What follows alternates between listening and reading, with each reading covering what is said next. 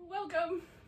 We're going to do some yin tonight that kind of relates to both Valentine's Day and the full moon sequence that we're in. So we're in a full moon right now. The moon is still waxing. Tomorrow, like, I don't know, just before noon, the moon is technically full. So as full as it's going to be at nighttime is right now for this cycle.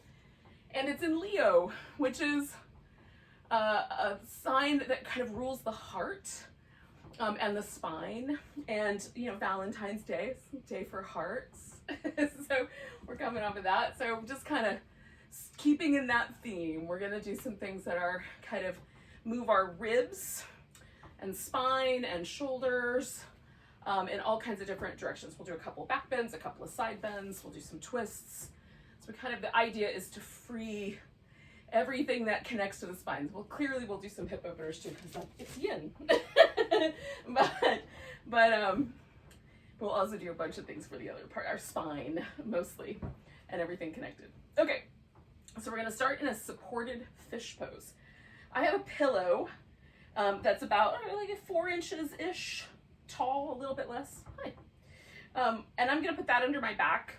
If you want your fish to have the quality that it usually does, where the head drops back and the throat is open, then you may want to use instead, well, a pillow that doesn't go under your head would be the first option.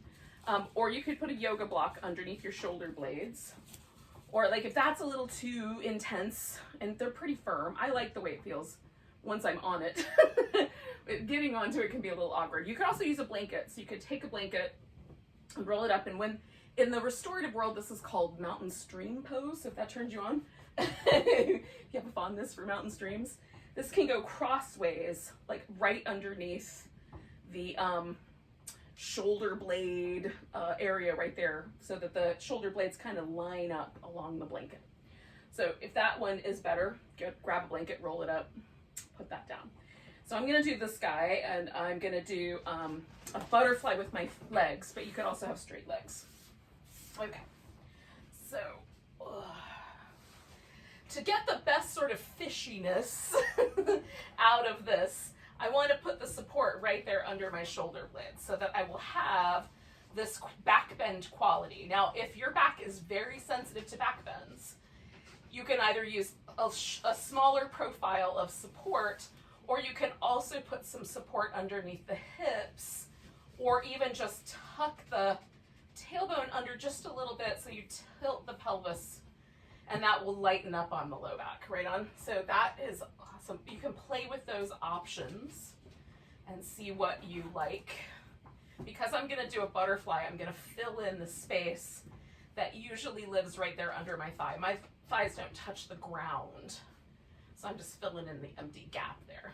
I want to feel a stretch in my inner thigh, but I don't want it to be so strong that it feels like it's pulling my back into too much of a back bend, or causing trouble for my hip sockets. And that's the general principle of yin. You guys probably know this already, but I'll just repeat it just in case. We want to find an edge, and what that means is, oh, I feel that pose. I feel something happening. For me, there's a little bit of something happening right here at the front of the shoulder, a little bit on the top of the shoulder, because that kind of radiates a little bit around. And I feel something in my inner thigh, and there's a back bend. So I feel the pose. And then you pause and try to relax as best you can. We're really interested in the nervous system, sliding as best we can into a parasympathetic state. We want a really relaxed nervous system state. And if the pose is too pushy, we'll tend to stay a little more vigilant. The muscles will tighten up. You might even find your face muscles kind of tightening, or the eyes hardening, or the jaw clenching if the pose is too pushy. So we want to find a pose. I feel that pose, but I can relax deeply into it. So we get that kind of restorative quality, although it's not restorative yoga, it's yin. And then we stay for time. And if during the time we stay, everything gets softer and you want to find the sensation again, you can adjust your pose. If it gets tricky, you feel sharp shooting pain, burning, numbness, tingling, like pins and needles anything that feels sort of zingy or electrical, then you want to back away from the pose. And you'll just try to stay as present as you can with this notion of just relaxing into presence, into the pose, into the moment, into beingness.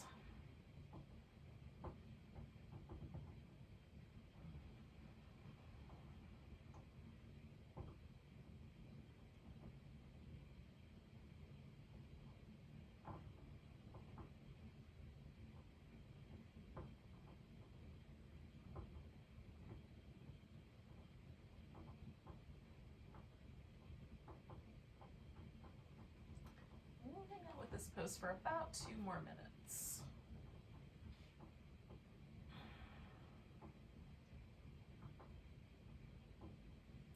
Now, I'll give you little signposts along the way, and if you decide, you know what, I think I'm done with this pose, it's okay to come out a little early, even if you don't even hear the signpost. You can just leave a pose early.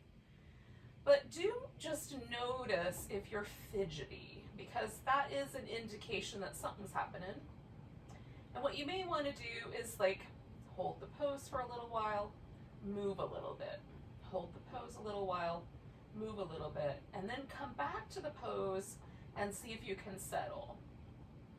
You might take 3 or 4 times of hold, move to kind of find that settling.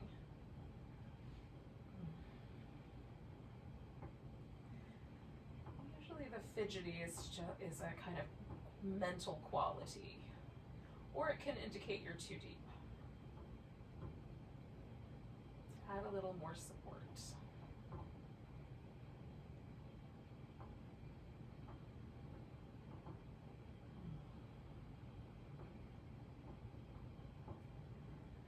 Now this pose brings the heart up and pushes it forward a little bit. What does that feel like?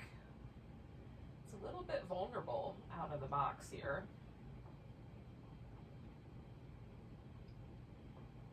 Notice if there's resistance to that.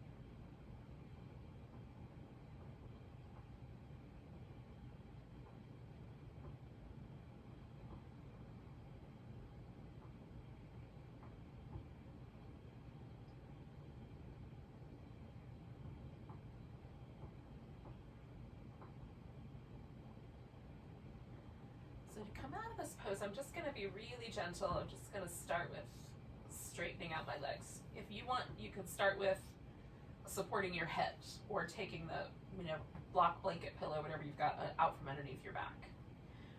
Start somewhere and then pause for a moment. And then you might, undo one other thing. I'm going to take this blanket out from underneath my legs. That's going to be my next move. And then stretch. And then I'm going to roll to the side, nice and easy, and take the pillow out. Now, I will use this pillow later, so I'm just going to set it off to the side so it's easy to grab. And you might want your blanket for your upper body or maybe even under your knees if you have a blanket handy. So keep that nearby, within reach, right? And then you might want to just pause and just feel where the pose landed you. I love doing that with yin because we stay long enough for the impact to be kind of subtle but noticeable. If I pause for a second, I will notice how things may have shifted. My back feels really different now that it's no longer on that pillow. There's this kind of gentle widening sensation through my upper back, which I really like. That may be different for you. Like, notice what the quality feels like to you. Give it your own adjectives, but if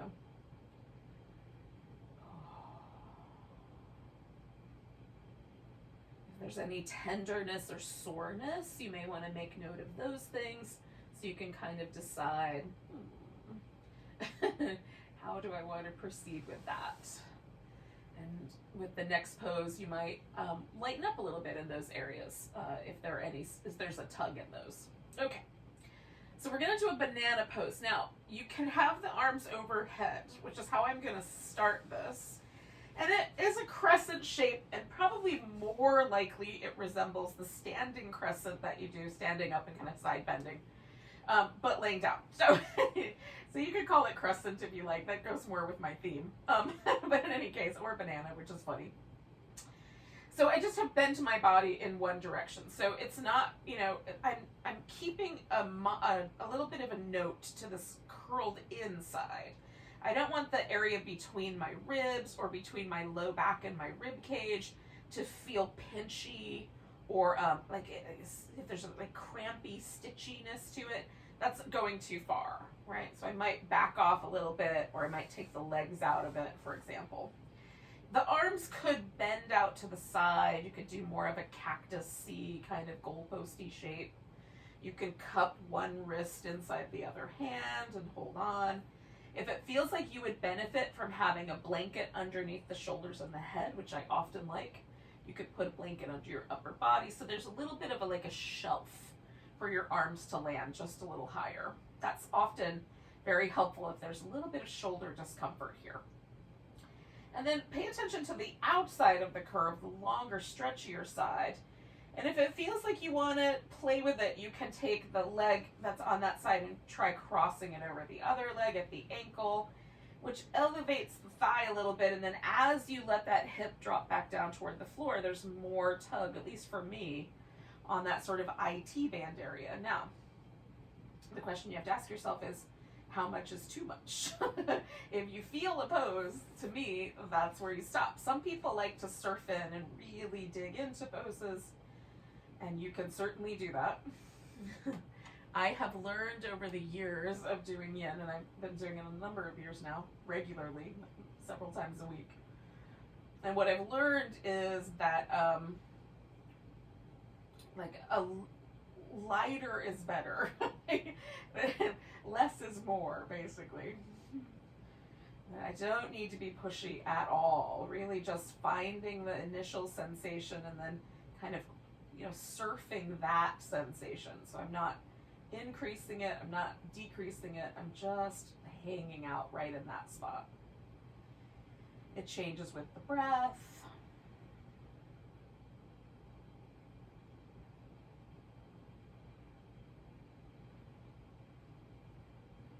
We're going to stay for about 2 more minutes.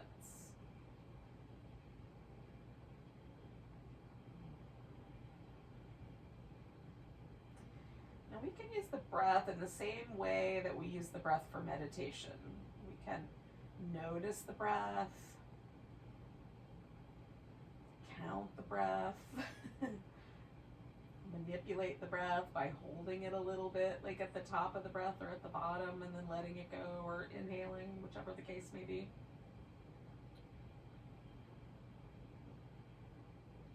You can also let the breath do its thing and just try to be aware that you're breathing.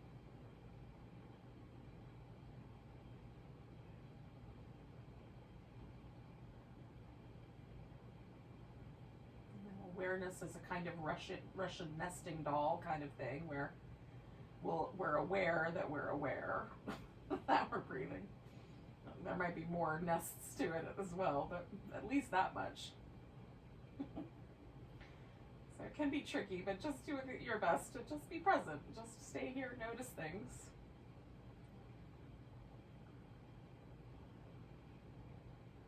And that includes being, you know, in the environment, accepting of what's happening around us rather than fighting it.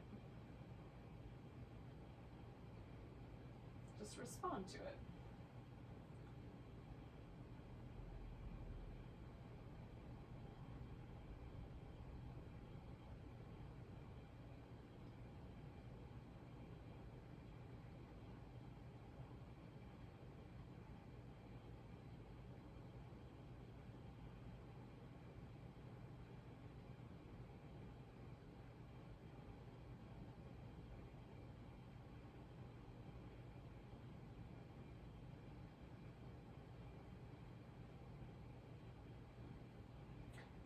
I'm gonna take another deep breath.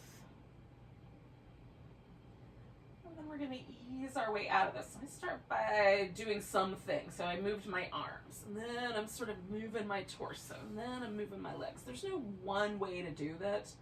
I just like doing it kind of incrementally so I feel the pose gently release. And right now I'm aware of the fact that my spine still feels like it's bending sideways, even though it's not. And kind of feeling that out. My left side feels longer than my right side does.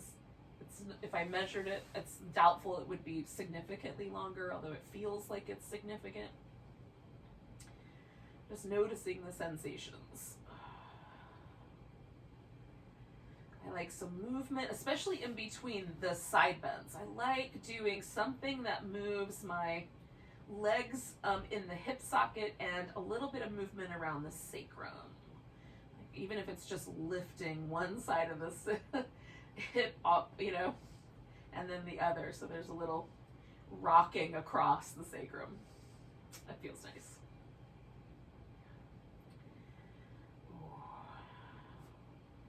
There's a really interesting relationship to me between the skull and the sacrum. It's kind of, you know, cascade or architecture of bone that connects the two, of course, is the spinal column. And doing a pose like this creates really interesting tension on that whole system. So it's interesting to me to sort of watch how, as I breathe and as the pose kind of hangs out, how that relationship sort of shifts. So we're going to do the other side, and if you want to pay attention to just that, just the column of your spine, while we hang out inside too, you could. There's other things that call your attention, your awareness. You can notice those. There's no wrong answers.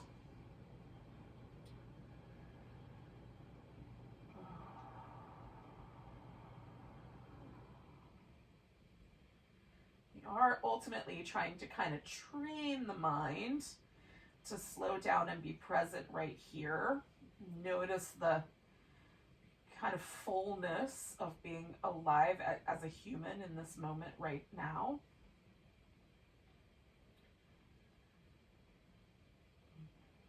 So when I catch my mind sort of, you know, planning for the future or obsessing over some, you know, past thing that I can't change anymore but wish I could, which is usually the way that works, but if I catch myself in either of those kinds of spaces, I'll just gently remind myself to come back. There's nothing wrong with those spaces. That's natural for the mind to kind of occupy those kinds of thinkings. But again, this is a discipline, right? This practice. So I'm trying to kind of discipline myself to practice being present in the now rather than leaning into the future or the past.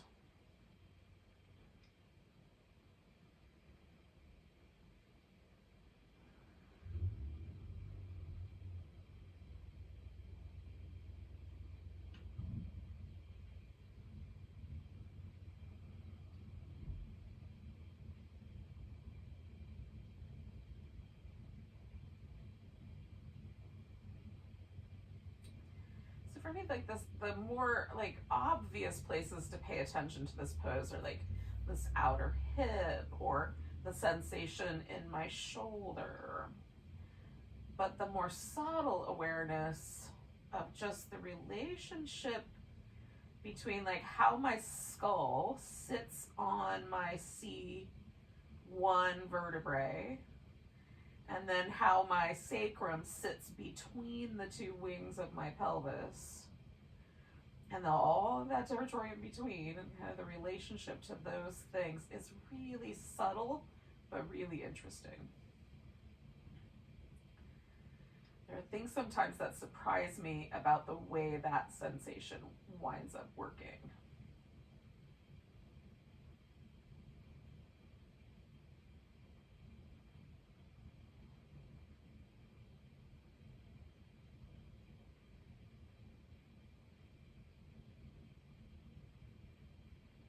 One of the assumptions I made when I was like, I think I'll check this out, was that I would notice more sensation on the stretchier side edge of both the vertebral, the C1 cranium joint, and then the joints, the ilios, or rather the sacroiliac joints.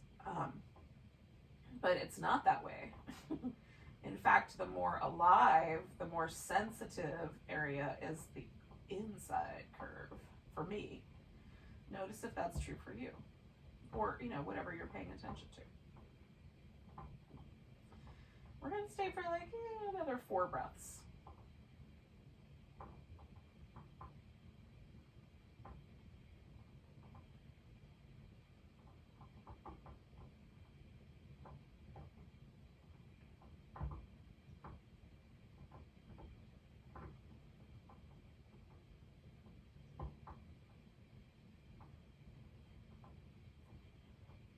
Again, when you're ready, you'll start coming out of the pose.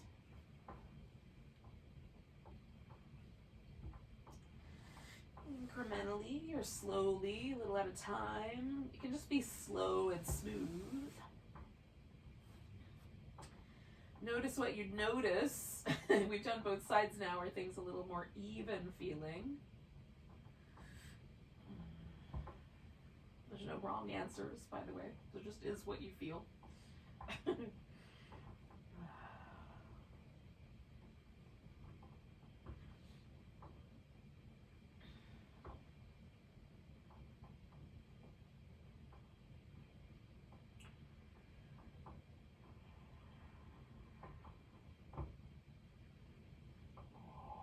Now, we're going to come to a seated position. So you can take your time getting there. I'm just going to roll over and hang out for a breath or two and then come up. But if you want to do some extra movement in between, you'd like to do some cat-cow shapes, or you need a drink of water or tea or whatever you've got handy, like you could do that. Oh. And then we'll meet up.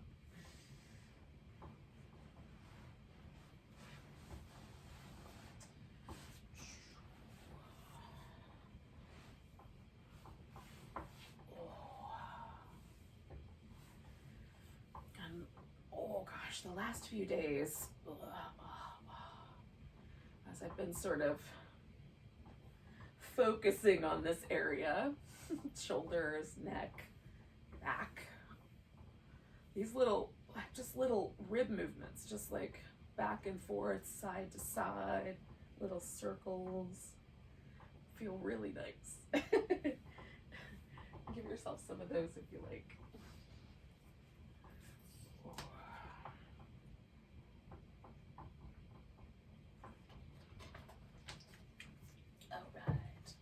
Now, we are going to take a dragonfly, but for part of this, the first part of it, you could do a half dragonfly. You could have one leg bend, which I think is probably the way I'm going to do this. And then we'll come to a place in the middle, and we'll do a full dragonfly, and then we'll do the other side. So for those little sides, you can leave it as a full dragonfly the whole time, especially if that's your preference. Ooh. Sorry, I'm having a response. I get these hint waters. They're not a sponsor, but hint, if you want to sponsor me, let me know. This is a new flavor for me, strawberry guava, and I gotta tell you, if you can find that flavor, wow, it's good. In any case, back to the not sponsored part of this. not sponsored. All right, so I put a little blanket under my knees. So that just protects the back of my knee. And if I've got one leg bent, I can sort of organize that, up towards the thigh or down towards the ankle to kind of make that a happy place to live. We're gonna do a couple of different things. We're gonna do a twist, we're gonna do a side bend, and then we're gonna come back to the center and do a forward bend. So for the twist, I'm gonna leave my legs in the full dragonfly. For the side bend, I'm gonna do a half dragonfly, and then I'm gonna do the full dragonfly again for the forward bend. So that's the way I'm gonna approach it. I'll give you that option. Of course, you can do it however you want. If you wanna have one leg bent the whole time, you can. Now, If you find that your pelvis wants to lean backwards, you can do a deeper bend in the knee. That often helps. Or you can sit up on a blanket or a pillow so the hips are elevated. And that will often, the weight of the legs will kind of pull the pelvis forward a little bit instead of letting it tilt back. So you can try those. I have short arms, so my hands will touch the ground, but it feels like a reach. So I'm just gonna give myself like higher ground here if I can. It may not work out. It might like it better the other way. Now, there is a tendency for me to pick up my hip when I do this twist. So I am hanging out with my twist and anchoring evenly through both my sit bones so that the whole twist is coming from my spine. I may also lighten up the head a little bit and turn the opposite direction, or just do some of each. I'm testing out the waters right now.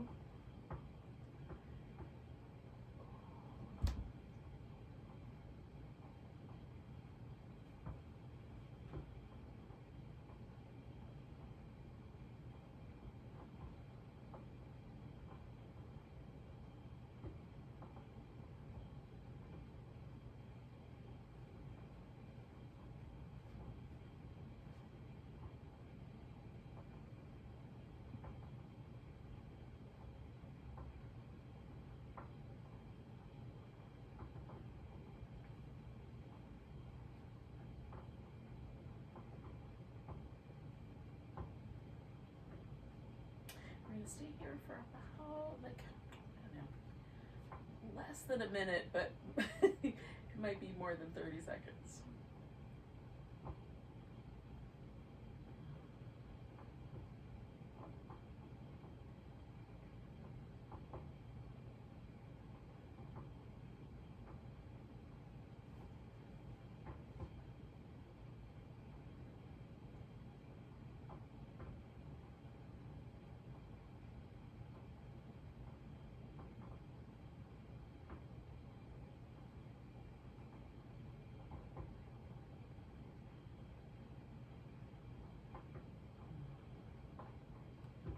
When I turn my head, it definitely makes my spine want to unwind the twist. So I'm just noticing that sort of shift up in the twist.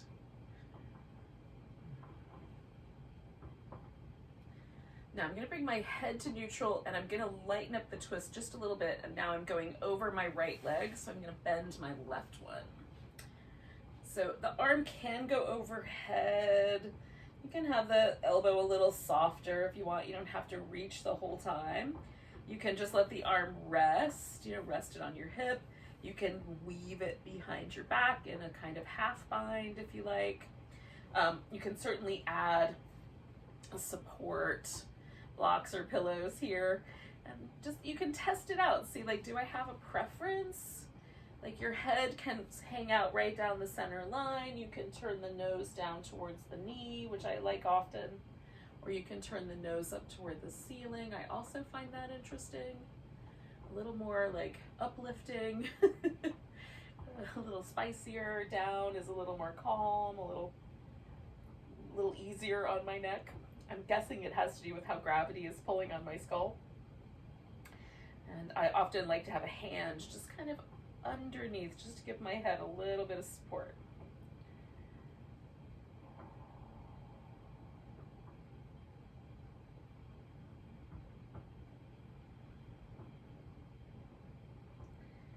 I'll hang out with this guy for just shy of 2 more minutes.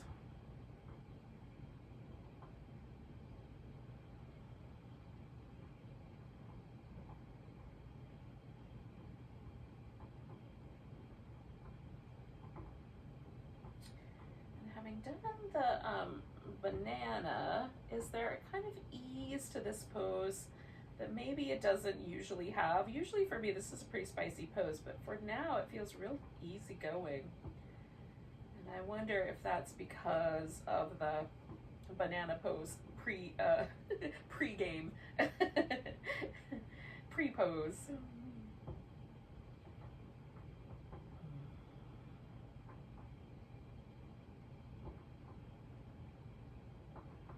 In a different relationship to gravity.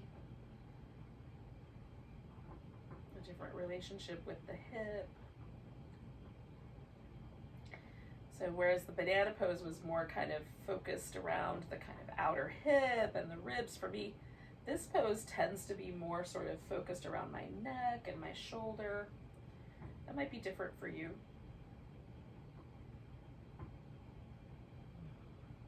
Just a wee bit longer.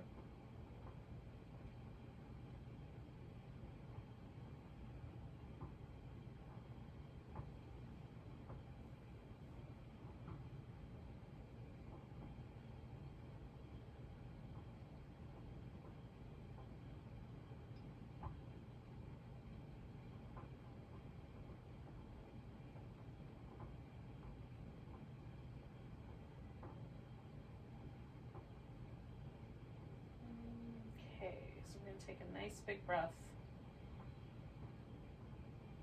Let go with a sigh.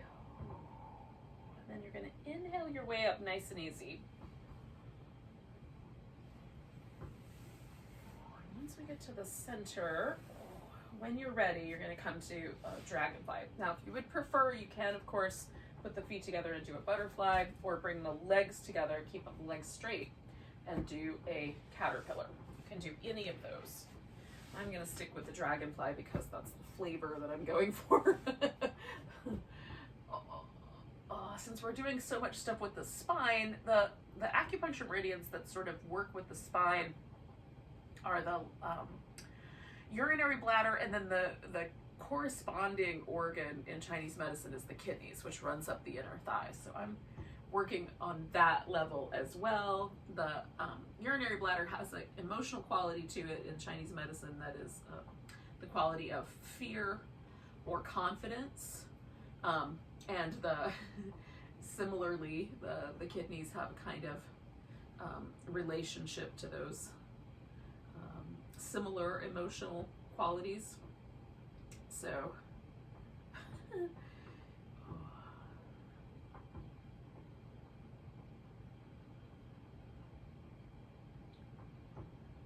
yoga is not a precise tool. It's not like acupuncture, so we can't precisely tweak those little spots, but it's interesting to me just to kind of play with that as a theme or a balancing notion.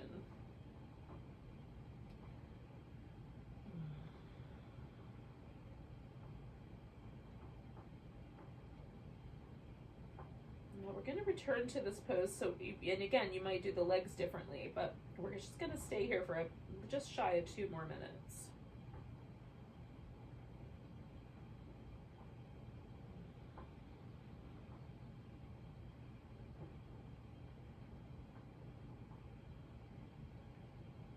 If it doesn't feel like you can fold forward in this pose at all, it's okay to just sit upright and just be in the pose upright.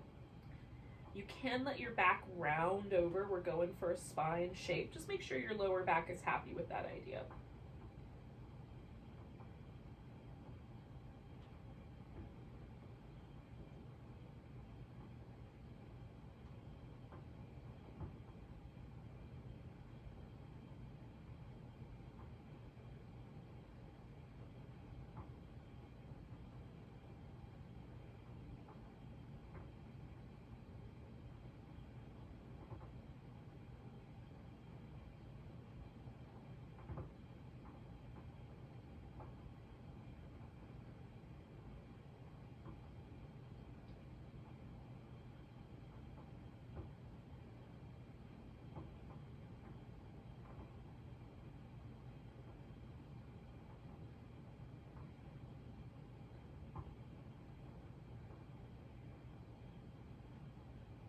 Just got a few more breaths here.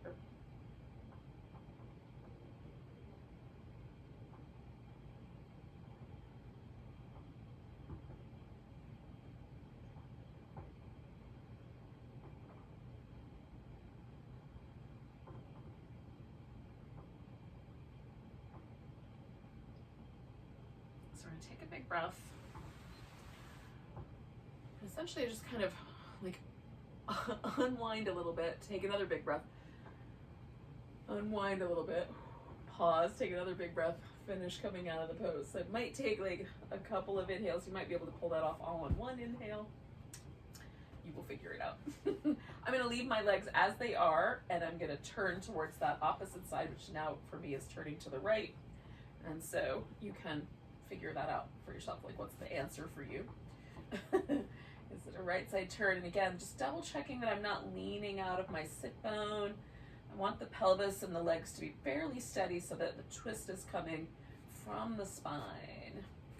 We'll let the legs and the hips get involved in the last twist that we do.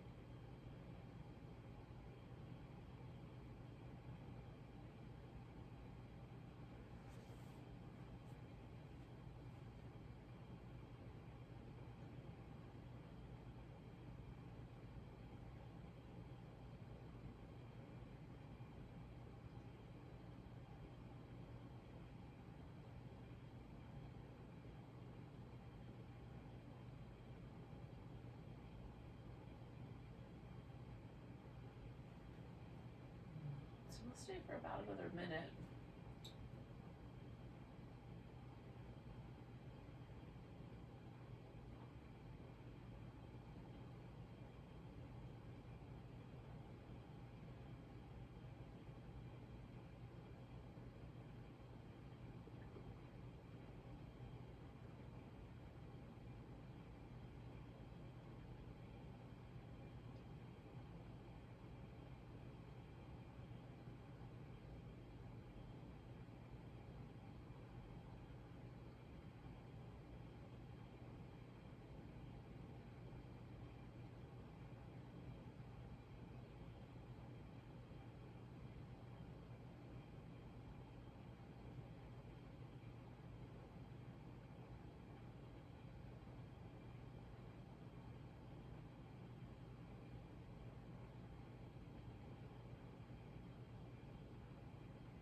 Take another breath. And just sort of unwind. I'm going to unwind my neck a little bit. I'm going to unwind the twist a little bit. I'm bending to my left. So I'm going to bend my right knee.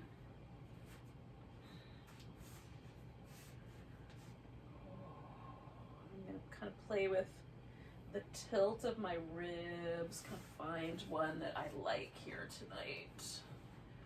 In terms of the amount of side bending. It's easier for me to side bend toward my left than it is for me to side bend toward my right, which makes me think that there's this little teeny tiny bit of a twistiness in my spine. Which, you know, if you have those kinds of things, you work with what your spine is willing to do. Not try to force it to do something it's not willing to do. So, I'll let you work with that. But mention it at least. We'll stay here for a bit, a few minutes.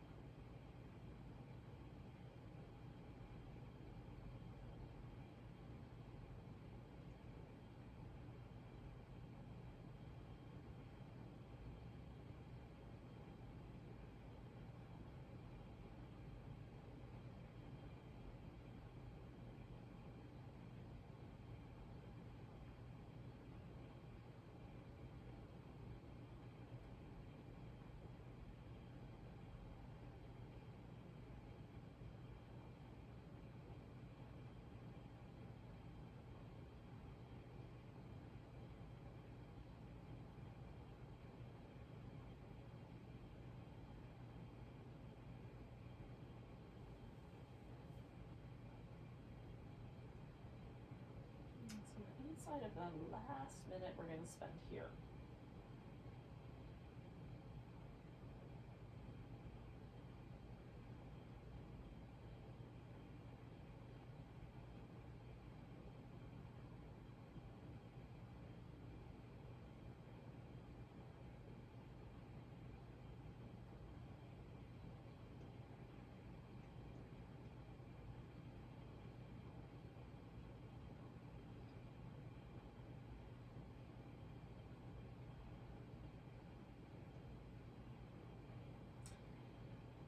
Do 2 more breaths.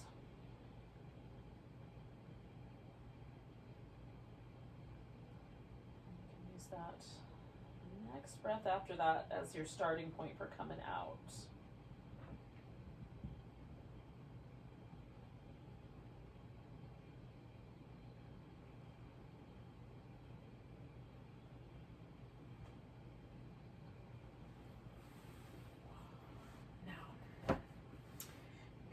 Back to the dragonfly, you can take a butterfly, you can do the caterpillar.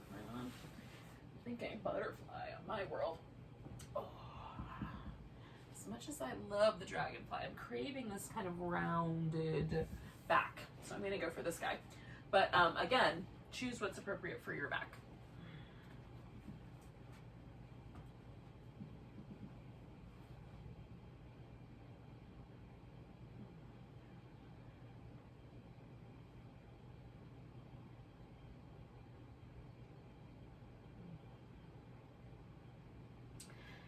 Things I love about forward bend is this kind of opportunity to really notice the breath in the back. Normally I notice my breath in my chest, my navel, my ribs. With a forward bend, I notice it a lot right in the lower portion of the back between the rib cage and the hips. And I like making, kind of considering that area as being an area that needs to be really kindly treated, bring a lot of softness, a lot of sort of release. It's an area that's often very tender, and there, we've got some muscles in there that are part of the core structure, and they provide a lot of stability for the spine. And then there's muscles, the hip flexor muscle kind of works in that same sort of area, a little bit forward of the other one, but still in that same area. So it's an area that, if I can sort of make it feel almost feather-like. I like I like taking that approach. I work well with images. If you don't, then just work with the sensation of it. Feel like you're treating it kindly.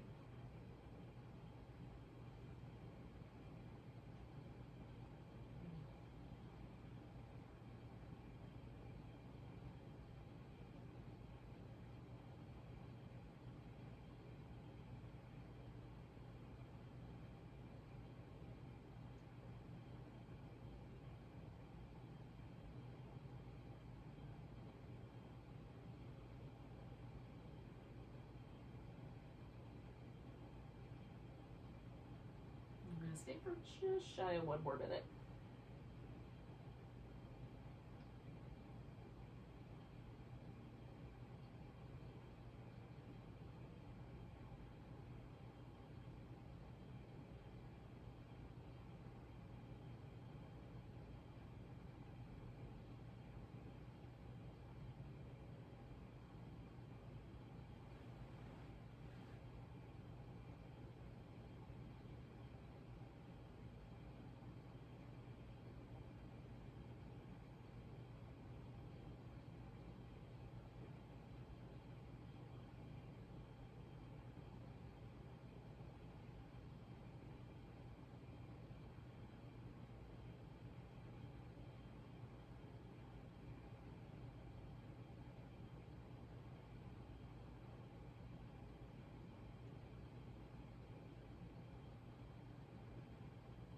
We're going to take our little journey up out of this nice and slow. Whatever version you may have done.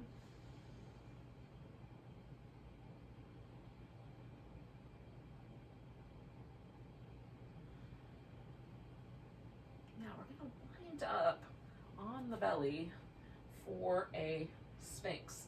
But in between, you might want to do, I'm going to do a child's pose. If you would like to, you could do the child's pose. I'm going to make that really supportive and soft. You may also want to do some little cat shapes where you move your back up and down, tuck and tilt pelvis, either inside the child's pose shape or on your hands and knees. So a little transition is warranted between that deep forward bend and a back bend. Oh. I'm going to take about 2 minutes for this transition.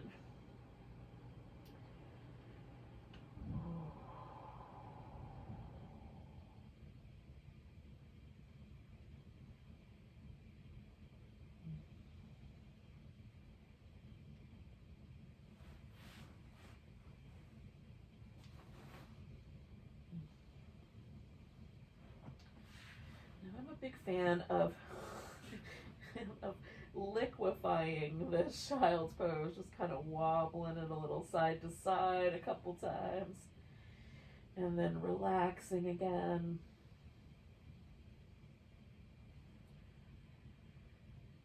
And wobbling it a little side to side a couple times and relaxing again. I might do that 3 or 4 times just to let myself sink in. If you like your arms behind you more, you could certainly do that version. Oh.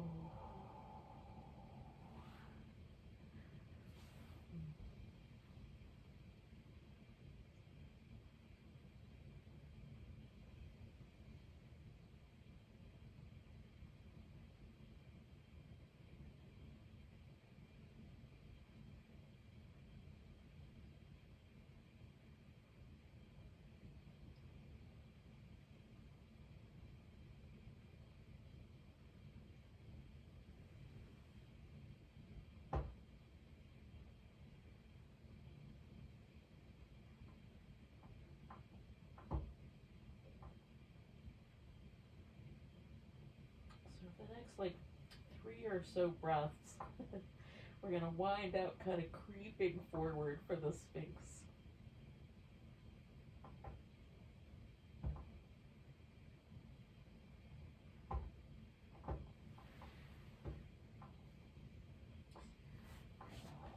You can do a crocodile up front. So instead of propping up on the elbows, you can just prop your forehead on your forearms, crossing them over one another. Hopefully you can still hear me as I talk into the floor. And I'm softening right there at the hip flexor. That's my kind of general area of wanting to really soften and relax. And then I'll pay attention to how that works with my lower back as we go along here. Now you can keep the crocodile really and just maybe put a pillow underneath your arms, and that might be like kind of somewhere in between a crocodile and a Sphinx. Or you can prop up onto your elbows when you're ready. And I like my elbow a little forward of the shoulder and slightly closer together. That just makes my shoulder relax the best. You can experiment a little bit for yourself. See if it's the same for you. You can lift up onto straight arms. I can definitely tell you my back is going to tell me no, no, no, no, no. So I'm not even going to try it. But I will tell you that you can if you want to. This is enough back bend for me on a good day. And with that forward bend first, definitely on today. Not that it's a bad day, it's just a different day. Sometimes things come out of your mouth and you're like, what is the origin of that thought? Oh.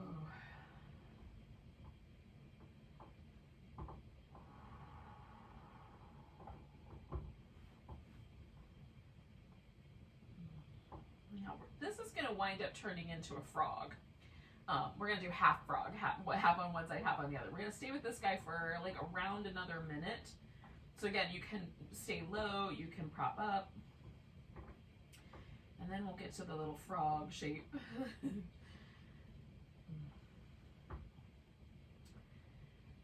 Now, with the frog, you have the option of just doing the groin stretch portion, which is the more yin version of the frog.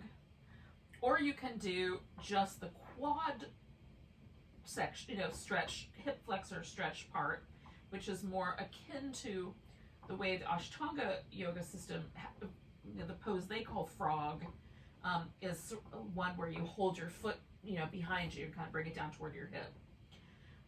I'm going to do one leg in each. Now, if you cannot hold on to your foot with your hand easily, or it hurts your knee to do that, then what you may want to do is get some sort of a tool. So I use a yoga strap, but a towel would work, or a blanket, whatever you've got handy. So one leg comes out like a little flipper, and this is the groin inner thigh. And if I want less of that, I roll toward the long, straighter leg, pick this hip up off the floor. And if I want more of that, I try to bring that pelvis down toward level, right?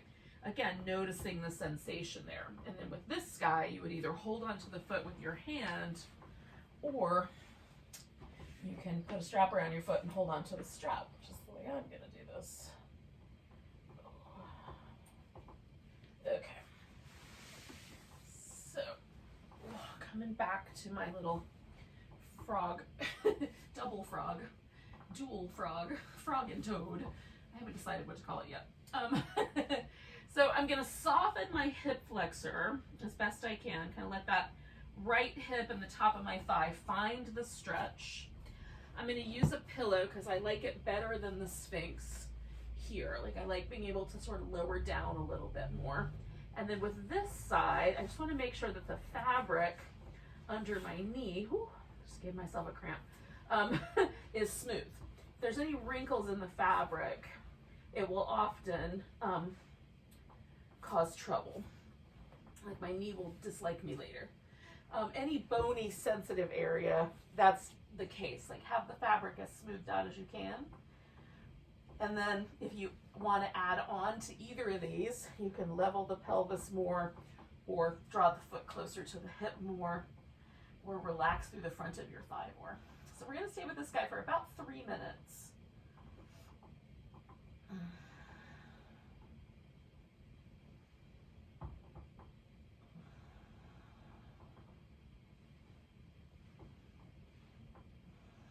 again, I'm getting into the shape, kind of reorganizing a little at a time, and then trying to let myself really soften. The top of my thigh, my hip flexor, that for me is like the spicier of these two shapes. For you, it could be the groin inner thigh. So wherever the spiciness is, can you send this notion of just letting go into that a little bit more? And if not, then back off of it just a bit.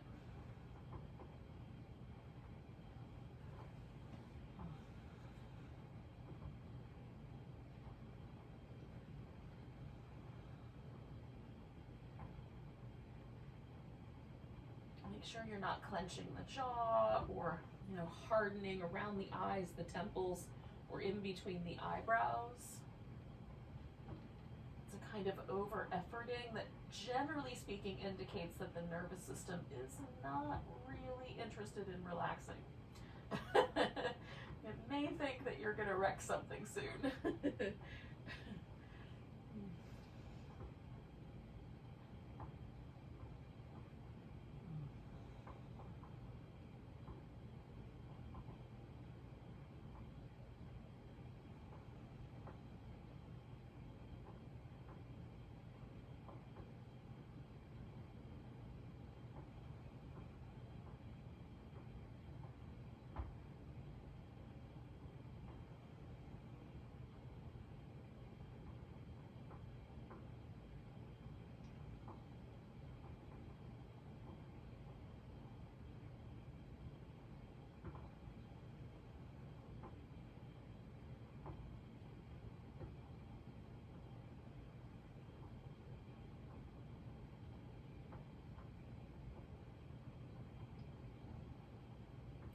Just shy of 1 more minute left.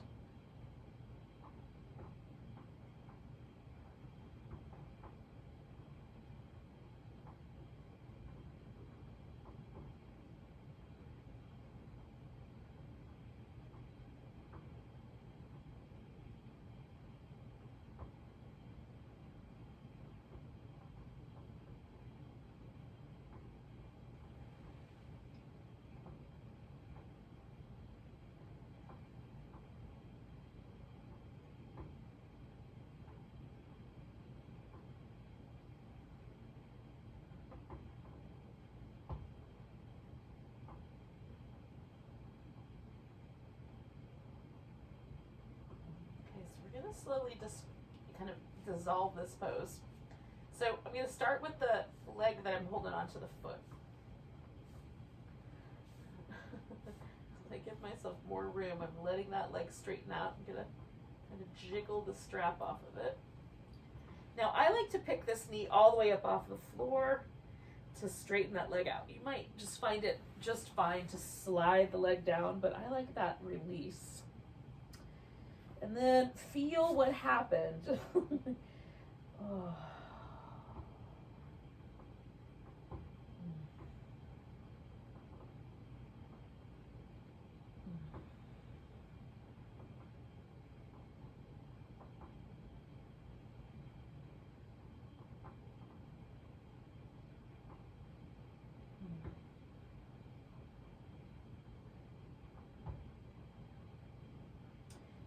Y'all, when you're ready, we're going to do that exact same thing but on the other side. So I'm going to put my left foot into the strap and then my right foot out into the little froggy leg shape. Right leg anyway. It's not going to be my foot at all. All right. Kind of settle ourselves into that. And again, like, you know, we're not exactly symmetrical, rarely are we? So if this side needs a slightly different treatment, you need to give it a little less or a little more sensation, or to find the sensation, you know, take a moment to explore. Don't assume it's going to be in the same place. Ultimately, you know, it's not like we're going to try to force the body into symmetry, but we do kind of want to find the best balance that we can.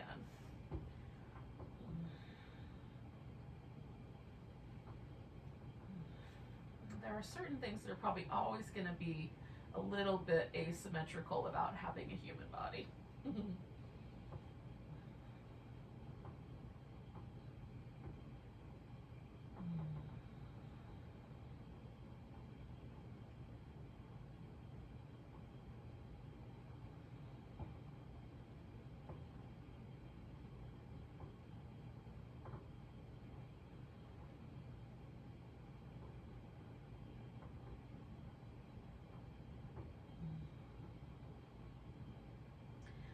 Again, like every few breaths, every 30 seconds or so, I just try to check in and see, am I as relaxed as I can get? And for me, especially around the hip flexor area, that, you know, there's a tendency, because those are really important muscles for human locomotion.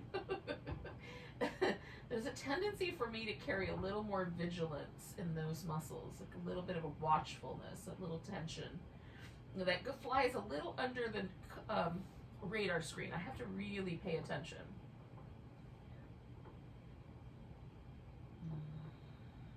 I'm using my breath to, you know, encourage that sense of letting go, relaxing, sinking in.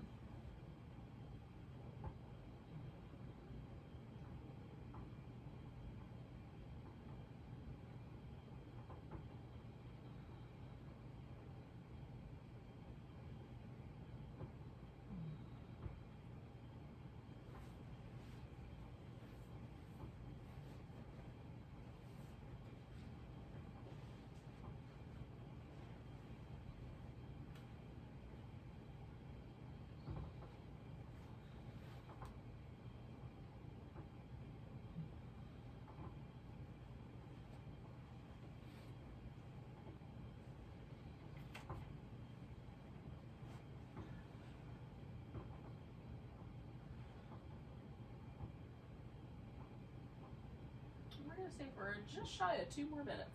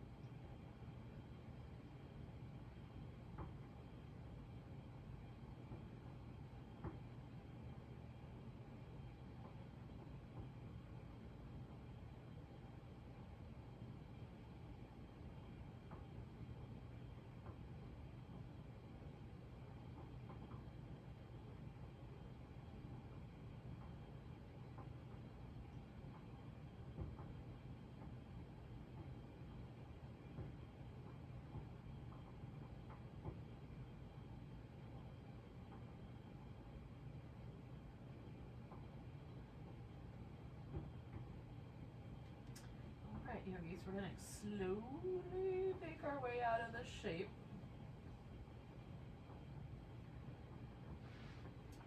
And where we're going is back onto our back for a reclining twist eventually. But again, we're not in a hurry. We haven't been in a hurry this whole time. So why start now? Oh. Give yourself a moment. You might even want to go back to child's pose, or once you're on your back, bring your knees into your chest a little bit.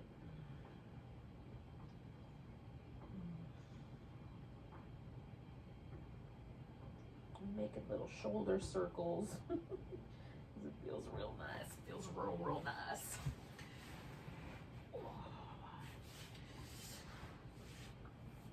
Now,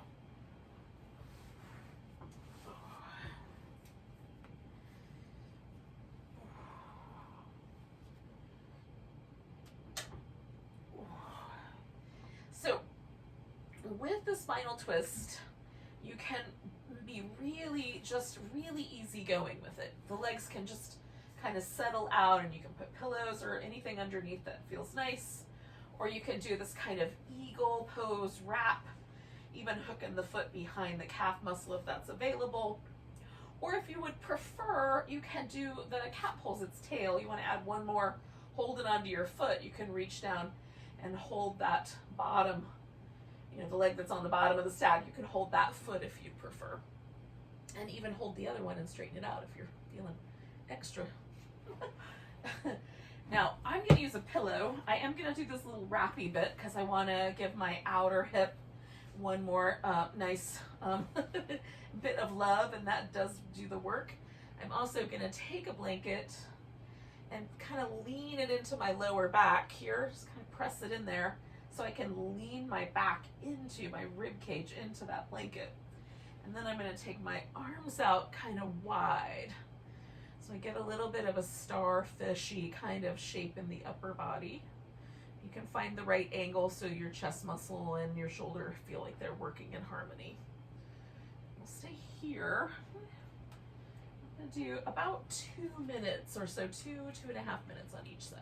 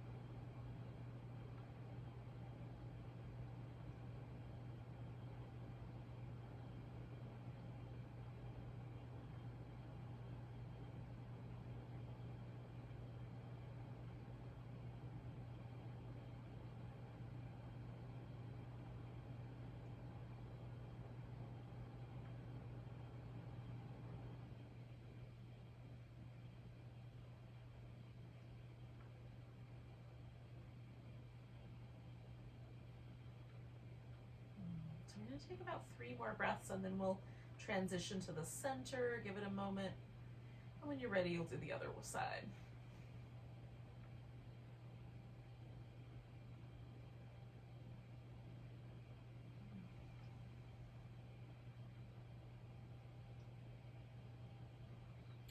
So I usually start by changing my head, taking the little blanket out, changing the legs. Sometimes I like movement, sometimes a big stretch feels nicer.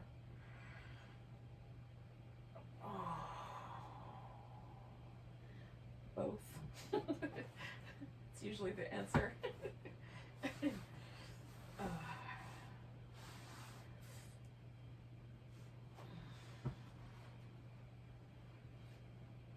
I'm going to do all the same kind of little steps, setting myself up so that I've got a nice kind of support for my back. I want to feel like center portion of my body, like I have my back's back. And then kind of open up across the chest and the heart.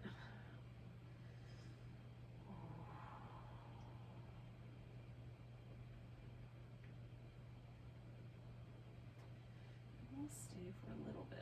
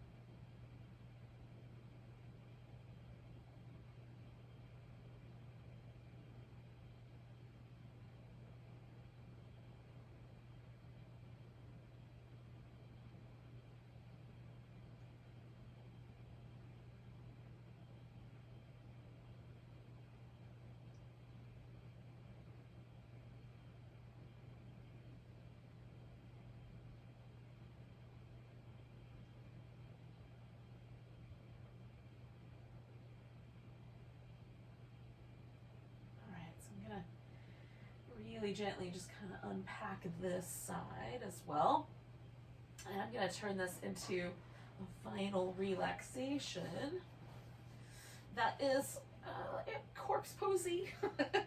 You can do, a big star shape where you stretch the legs and arms out, kind of a starfishy pose, or it can be a little more compact, just more neutral. Or if you want, you can put your legs up on something like the couch or a chair, a wall, and do that version of a relaxation.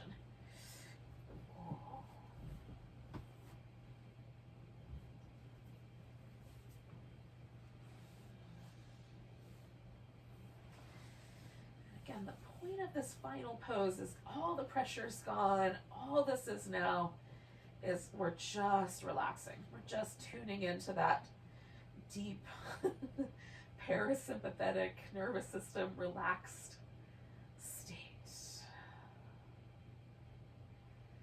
Letting go of all tension, physical, mental, emotional, if we can.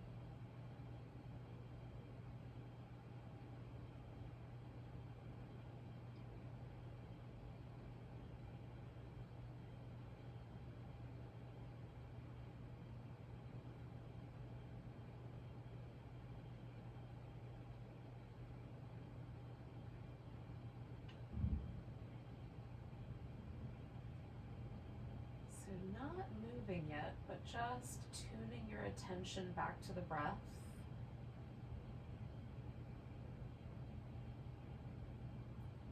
And feel the breath through the whole heart center, the lungs, the heart, the chest, the back, shoulders. Even down to where it sort of intersects with the solar plexus of the navel.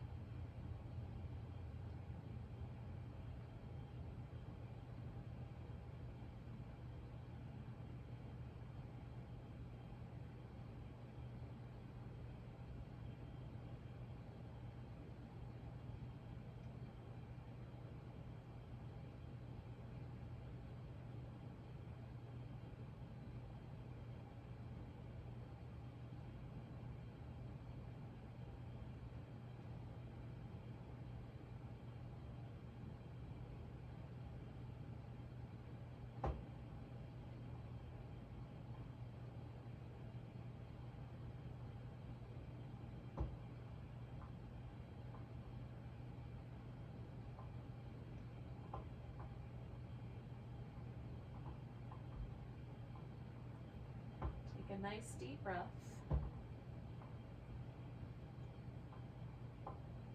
Let go with a big deep sigh.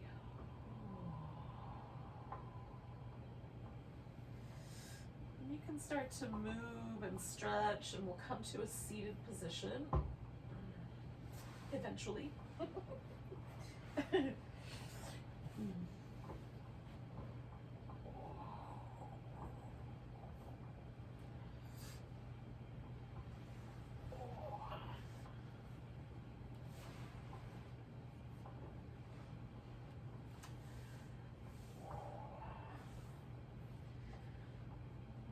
Take a big breath together. Nice big inhale. A big deep sigh. Namaste, yogis.